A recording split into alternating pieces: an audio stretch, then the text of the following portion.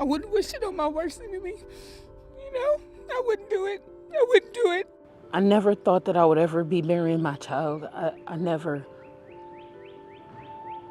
thought that. I thought my kids would be burying me. I'm joyful just because I know it's her birthday, and this is what she would have wanted. Any 18-year-old would have loved this. Jasmine Bennett had to bury her daughter, London Thomas, on the same day she gave birth to her. It is a waking nightmare to have your child that you carried for 10 full months to be ripped away from you. We want justice. She didn't deserve that. No child deserves this. You know, she always had a job. I spoke with London's friends, Shawnasia Ramsey and Alana Davies, on Sunday. They said they were devastated when they heard about what happened to London. I'm usually not even the type to cry, and I was crying in tears last night. These young girls out here got so much ahead of them. She was graduating, going to prom. I feel like she had so much ahead of her. She graduates this year, next month actually. She was supposed to graduate with me. Yeah, and it's just sad that, you know, all her life is taken away from her. Just a happy, friendly kid. She'll do your hair if your hair wasn't done. She was just a good kid. And this is sad the way whoever did this. They could have beat her up and let her go. It's everything right now. I'm so heartbroken. I need answers. I have no answers. I want answers. I miss talking to my grandbaby because she always called me. When they told us they found her body, I couldn't breathe. I'm like, this can't be real. Like no, my she's coming home. She's alive. Like, this is not real. 17-year-old London Thomas was last seen after being dropped off at her boyfriend's house by her sister at 4 a.m. on April 5th, 2025. Her phone was detected miles away from where she was supposed to be. Her family immediately knew something was wrong. While they were panicking, calling hospitals, and organizing search parties, someone else was making a very different kind of phone call. Before we get too deep, please remember to like, comment, and subscribe if you find value in these discussions. London Ryan Thomas was a bright and cheerful teenager who came from a close family. At 17, she was already making moves in the music industry under the stage name Nuskii. Her track, Different Flow, was starting to get attention, and she had that energy that made people believe she could actually make it.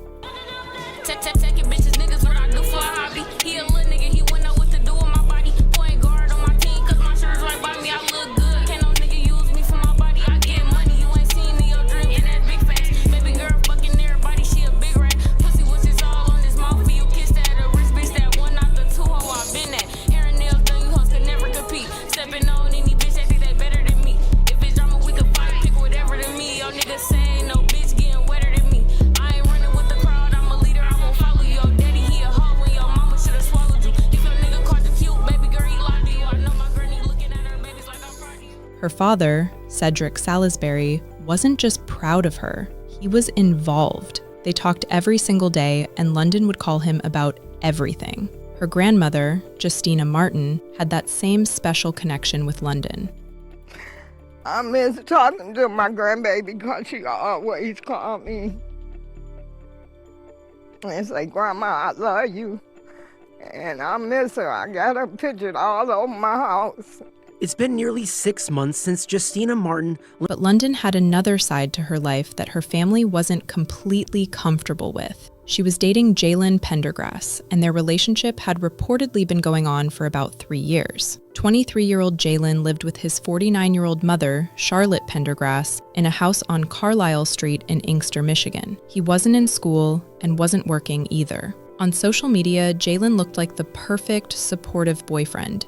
He posted London's music videos, took pictures with her, and seemed like he was proud of her talent and wanted to help her succeed. But there were signs that maybe this relationship wasn't as healthy as it appeared online. London's family knew she wasn't supposed to be dating Jaylen, but she continued the relationship anyway. In September 2021, a woman had reportedly come forward with serious allegations against Jaylen, but he was never convicted. By early April 2025, London and Jaylen's relationship was starting to fall apart. By 4 a.m. on April 5th, London asked her sister for a ride to Jaylen's house on Carlisle Street in Inkster.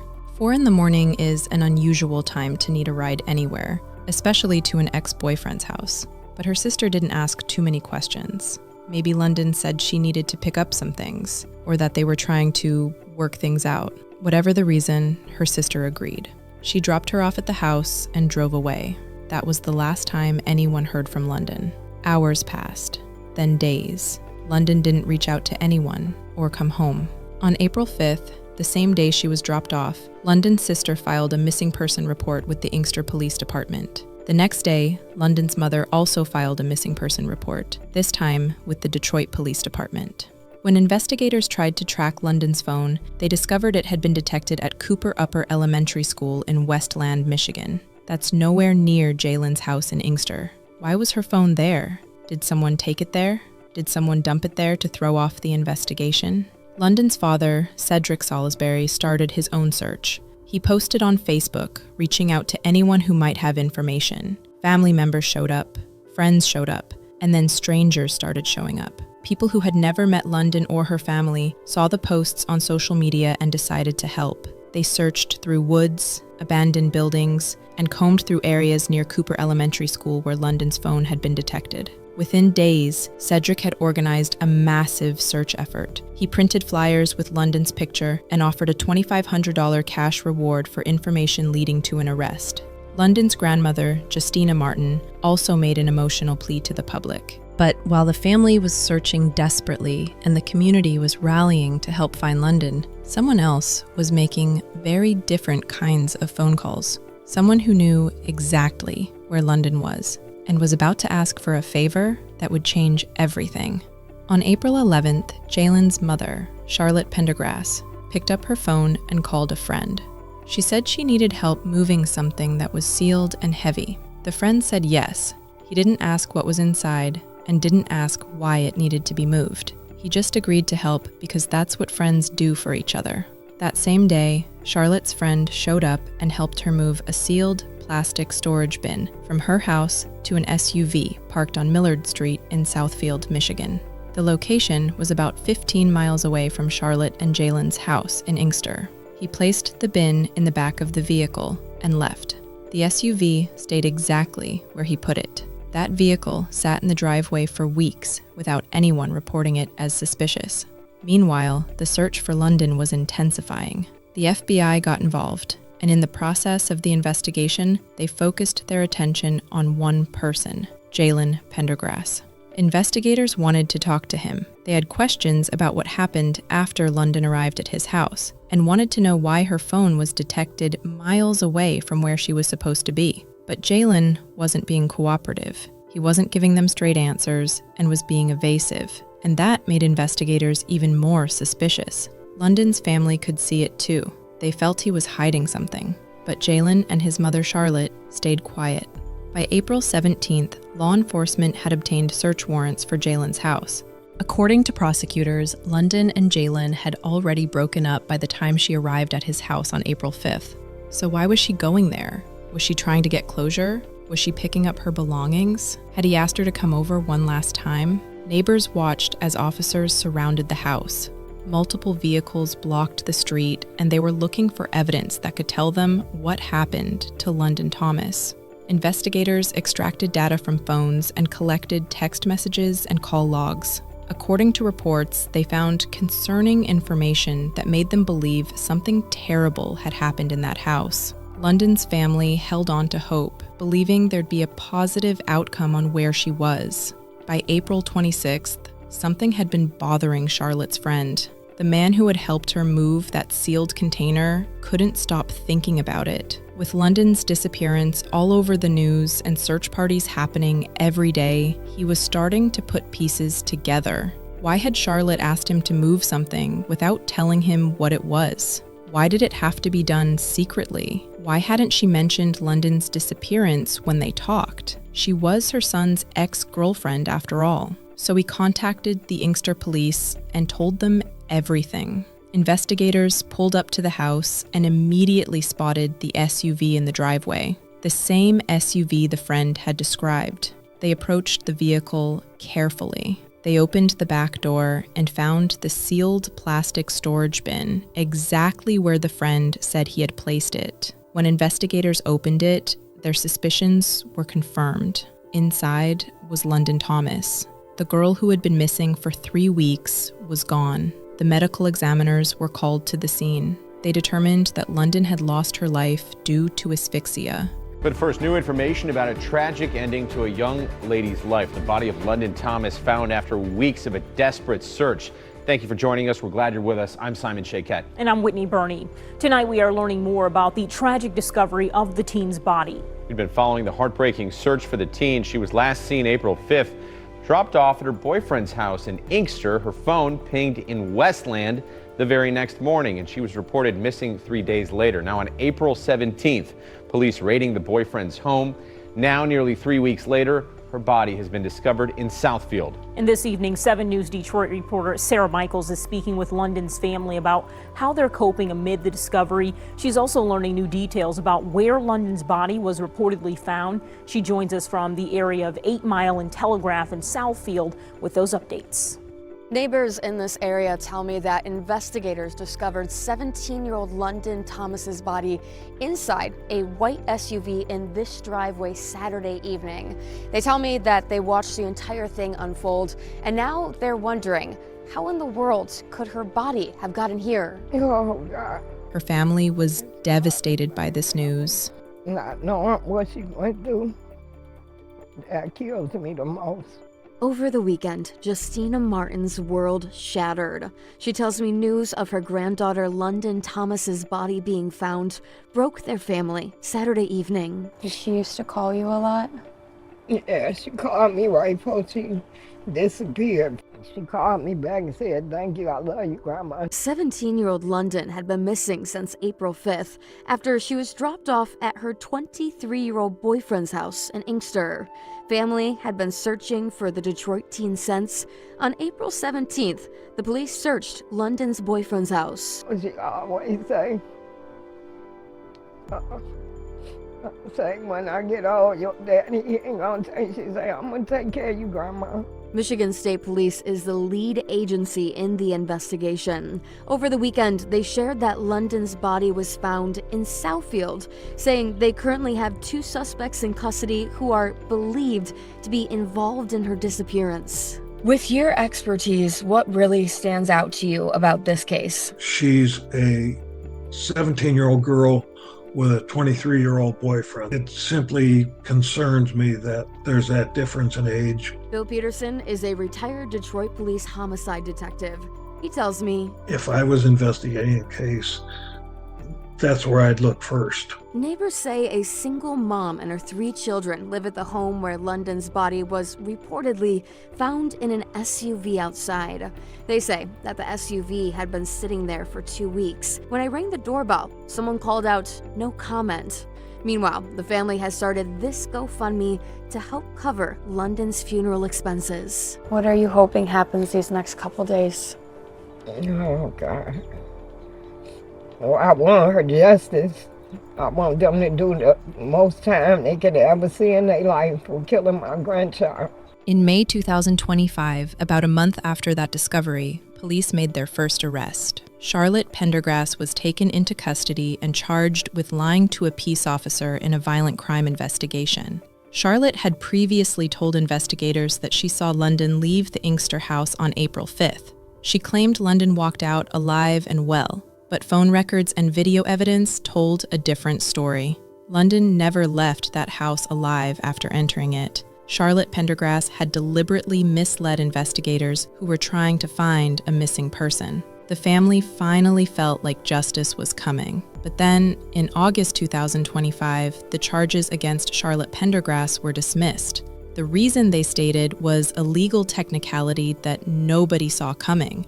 Charlotte had lied to an FBI agent, but according to Michigan law, an FBI agent is not considered a peace officer. The statute defines peace officers as local and state law enforcement only. Federal agents don't qualify under that specific definition. So even though the evidence proved she lied, even though she had deliberately obstructed a missing person investigation, the charge couldn't move forward because of the wording of the law. Throughout the summer of 2025, investigators continued working, going through evidence, interviewing witnesses, and building a timeline. And then, on October 16, 2025, bench warrants had been issued for both Jaylen Pendergrass and Charlotte Pendergrass. This time, the charges were serious, and there were no technicalities to hide behind. 23-year-old Jaylen Pendergrass was charged with second-degree charges and tampering with evidence. His mother, 49-year-old Charlotte Pendergrass, was also charged with second-degree charges and tampering with evidence. If convicted, both faced the possibility of life in prison. On October 17th, both defendants were arraigned at the 22nd District Court in Inkster. They appeared before Judge Sabrina Johnson to hear the charges against them and enter their pleas. Through their attorneys, both Jaylen and Charlotte entered pleas of not guilty. They were maintaining their innocence despite the evidence against them. Judge Johnson set Charlotte's bond at $5 million. For Jaylen Pendergrass, the situation was even worse. Prosecutors revealed that he was already facing charges in Oakland County for making a false police report. While out on bond for that case, he had allegedly been arrested on suspicion of driving under the influence, though he hadn't been formally charged yet. Given the nature of the charges and Jaylen's other pending legal issues, she denied bond entirely. Jaylen Pendergrass would remain in jail until his trial.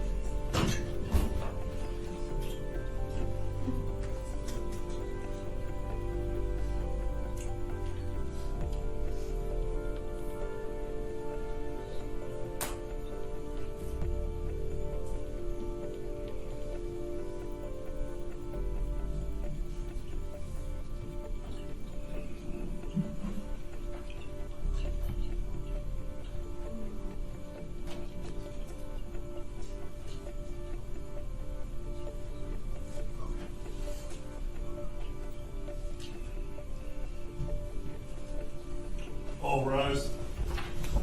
22nd District Court is now in session with the Honorable Judge Sabrina Johnson presiding.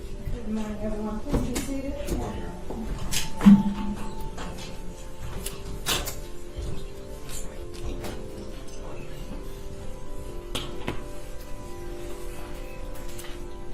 Case number 25-1709 and 25-1710 FY People versus Charlotte Pendergrass, People versus Jaylen Pendergrass. Appearances. And good. Dominic DeGrazia, P69815 on behalf of the people.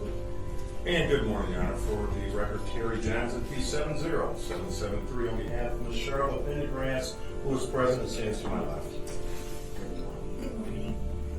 May it please the court, Judge. My name is Adam Clements. My P number is 77233. I'm here on behalf of Mr. Pendergrass. Say your name for the record, please.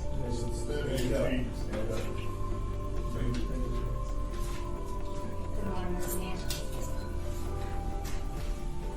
Okay, today is scheduled for arraignment. Do you wish to have the charges read?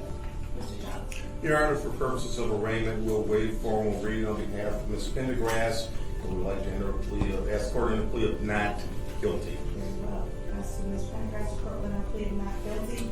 As to Mr. Jaylen Pendergrass. Your Honor, we waive the formal reading of the information that's to allow the defendant to stand and have a plea of not guilty and enter on behalf of Mr. Court will enter a plea of not guilty on behalf of Mr. Pendergrass. As to bond for Ms. Charlotte Pendergrass. Your Honor, while I understand that these charges are very serious, I'd like the court to take into consideration the mere fact that this matter. I'm sorry. Oh, Your Honor, I'm sorry, Mr. I'm normally used to a prosecutor being in the courtroom. My apologies, Mr. DeGrazia. Judge, I ask that there be no bond set for each defendant, or alternatively a very high cash bond. Regarding Ms. Charlotte Pendergrass, she does not have any criminal history. However, she is charged with second-degree murder. And I think more importantly for bond purposes, this is a case where the evidence, I believe, will be abundant that both defendants, but particularly Ms. Charlotte Pendergrass, engaged in a extended campaign to lie to the police, lie to law enforcement, to cover up her actions. She was originally charged with lying to a peace officer, which was later dismissed because an FBI agent is not a peace officer in Michigan. But the point is that Ms. Charlotte Pendergrass, I don't believe, can be trusted to follow the orders of the court. She has shown in the past her willingness to be deceptive, to be untrustworthy, and given the serious nature of these charges and the circumstances behind the actual crime itself, I'm asking that there be no bond for Ms. Charlotte Pendergrass, or alternatively a very high cash bond. Ms. Johnson, you wish to respond?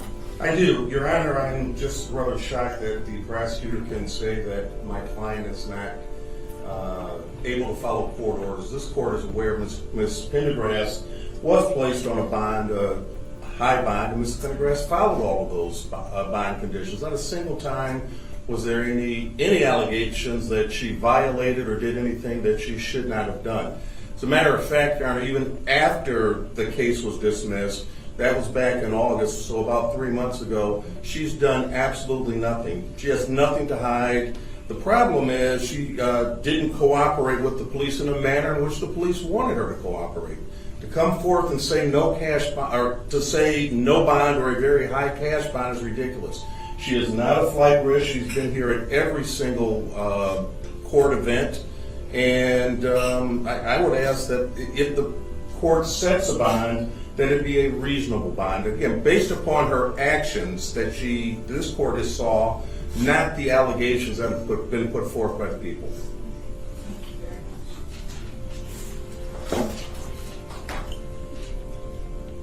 Would the court like me to address Mr. Jaylen Pendergrass?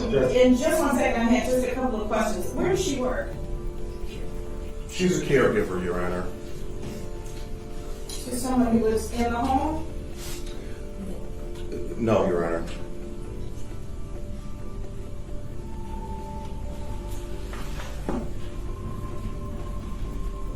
And the address we have for her on Roth, is that the best address? What street, Your Honor? Roth. Roth. No. Okay, so if Ms. Johnson, if you can make sure we have an updated address for her. I will take care of that. That's not the correct address. But the address that is correct, how long has she been there? Approximately a year, Your Honor. Is this the address out county? Outside of Inkster? Whatever her current home address is, how long has she been associated with her current home address? Oh, over a year. Okay. All right, court, in consideration of the charges, in consideration of public safety, and I am concerned about the charges that include tampering with evidence and or allegations of not being cooperative with the police. The court is going to set the bond at $5 million cash. And you are not to leave the state of Michigan without permission of the court. If you do make bond, you'll be on a GPS tether. You may not be in possession of any weapons, ammunition, drugs, or alcohol, and you can have a seat for the moment. Mr. DeGrassi asks to Mr. Jaylen Pendergrass. Well, obviously, Your Honor, the seriousness of the charges are severe.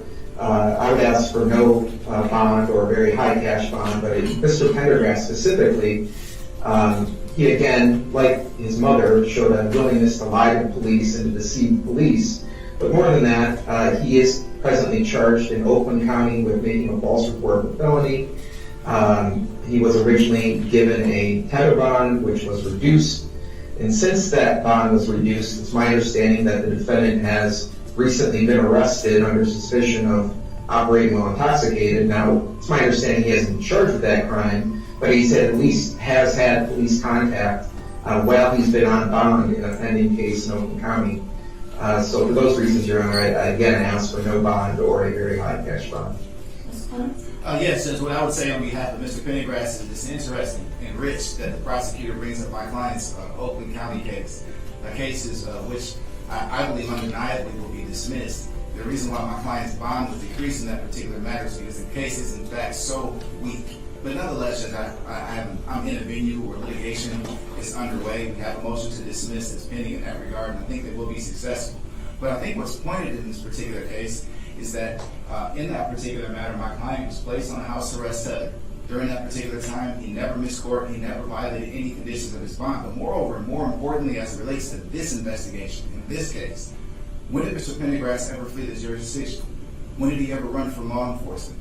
When did he ever refuse to come in and meet with them? And it's news to me that he ever provided any false statements. I'm sure Mr. DeGrazia will give you some discovery to that effect, but I've never seen any of that information to suggest that he's provided any false information to law enforcement. So rather than attack a criminal history, the prosecution is asking the court to look at allegations that didn't even lead to a charge as it relates to an OWI. And that's purposeful. And the reason for that is because my client has no significant criminal history that the prosecution can point to. He's been compliant throughout this entire ordeal. So to somehow suggest that he would be a flight risk when he's never fled or done anything to that effect suggests that he's a flight risk simply because we decided to charge him after 6 months. So what I'm asking the court to do in this particular matter is to consider the fact that if the defendant is compliant all the way through, retains counsel, and does everything that he's asked to do, at what point do we actually respect the fact that he's presumed innocent? I'm asking the court to set bond in this particular matter at $100,000 cash surety. My client can go on a house arrest tether. He's not employable right now. We don't have any objection to him being on house arrest, and he's already demonstrated that he can comply.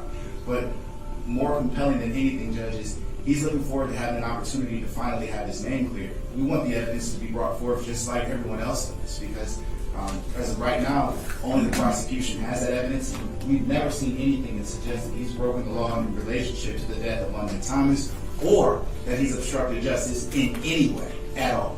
So for those reasons, Judge, I'm asking for a fair and reasonable. Thank you.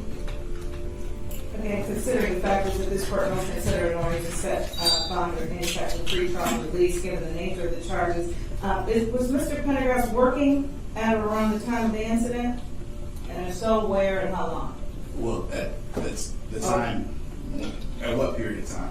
Back in April. Well, he wasn't allowed to work, Judge, once he was charged in Oakland. Okay. What was he doing before that? Where was he working? He was not working at Okay. All right. And so the court is going to remand Mr. Pendergrass, set no bond given the nature of the charges. And we need to set a probable cause conference date. Is everyone available to zoom in for a probable cause conference on the 22nd of October? What time will that be, Your Honor? 9 a.m. Yes, sir. I'm sorry, Judge, I didn't catch that date. October 22nd, 9 a.m. for PCC on Zoom. On behalf of Ms. Pendergrass, Your Honor, I'm available, or will make myself available. I made it work. All right, Mr. Grassi, you're good with that? That's fine, Judge. All right, and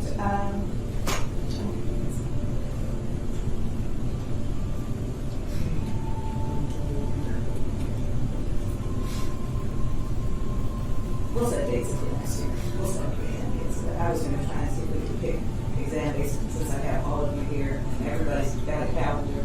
Oh, I understand, Your Honor. I would hope once we receive discovery. Then you'll have a better idea of how we need to sample. Yeah, hopefully I'll get it all this time. All right. We'll see how first on the 22nd, 9 a.m. Thank you, Your Honor. You said that very well.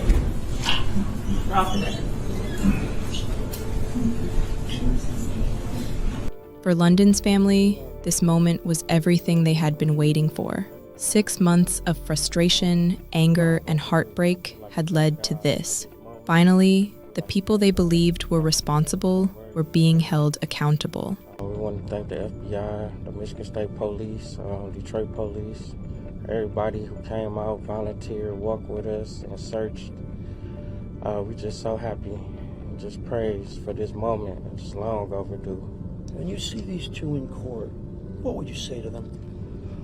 Oh, so angry and I'm so happy and satisfied at the same time. You know, we all knew that they were pretty much responsible for what happened. So now we're moving forward. We're moving in the right direction. We're going for justice for London. One of the attorneys said that Jaylen had nothing to do with the death of London Thomas. To that, you say what? Heartbreaking. I couldn't believe they said that. That's crazy. We hope they get the maximum penalty for, you know, just cause of what happened, what they done. What has this been like for you? I mean, just the agony of, you know, it's kind of been going back and forth, charges and no charges, and then finally 6 months later. 6 months later, it's been an emotional roller coaster, heartbreaking. You know, we just kept our faith. We believed this day was gonna come, and everybody, we all knew that they did something, and we're just happy that the light has been shown, and thankful. Well, what took so long? I have no idea. Hopefully they did a thorough investigation. Maybe that's why it took so long, and you know, we can move forward and still wrap this up so my daughter can rest in peace now. Tell me something about London. Oh man, she's dearly missed. Everybody have friends, they still call me to this day. Everybody miss her. So, you know, just keeping her spirit alive, and, you know, justice will be served.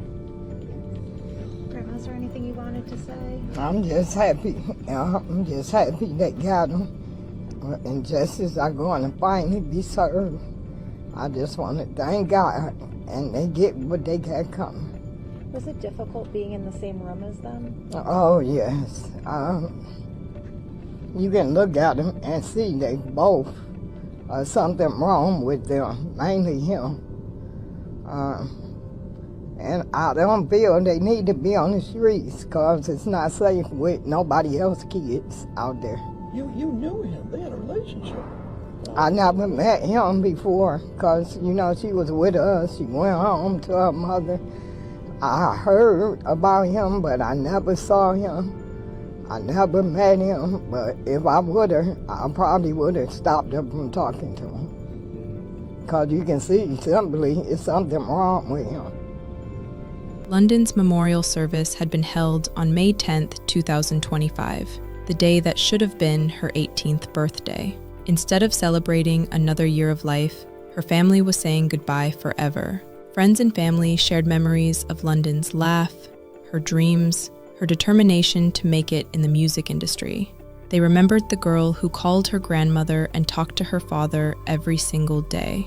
Tonight, family and friends remembering the life London led on the day she would have turned 18, a celebration of the life that she lived. 7 News Detroit reporter Tierra Braddock had the privilege of speaking with London's family, learning more about London and the legacy she leaves behind. London Thomas's family and friends gathered to celebrate what would have been her 18th birthday, but instead of celebrating with her, they're honoring her life. I'm joyful just because I know it's her birthday, and this is what she would have wanted. Any 18-year-old would have loved this. Jasmine Bennett had to bury her daughter, London Thomas, on the same day she gave birth to her. It is a waking nightmare to have your child that you carried for 10 full months to be ripped away from you. London went missing in early April and was last seen in Inkster. Her body was found weeks later in Southfield.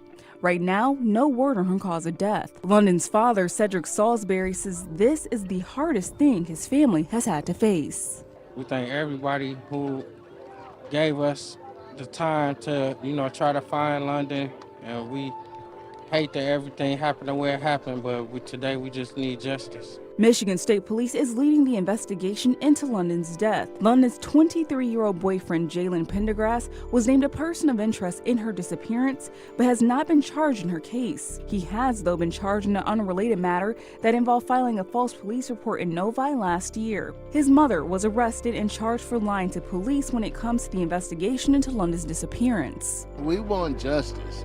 She didn't deserve that. No child deserves this. After London's family and friends laid her to rest on Saturday, they held a balloon release in her honor. Her mother says she wants London to be remembered as someone who loved everyone. By this turnout, from what you see, her love spread far and wide. Justice for London Thomas is still being pursued. Her family won't rest until they get it. The investigators who worked tirelessly to build this case won't stop fighting for her, and the community that came together to search for her will continue to honor her memory. I hope these stories help you recognize warning signs and encourage you to seek help or offer support before it's too late. I'll see you in the next episode of Crime of Passion. Thank you for watching.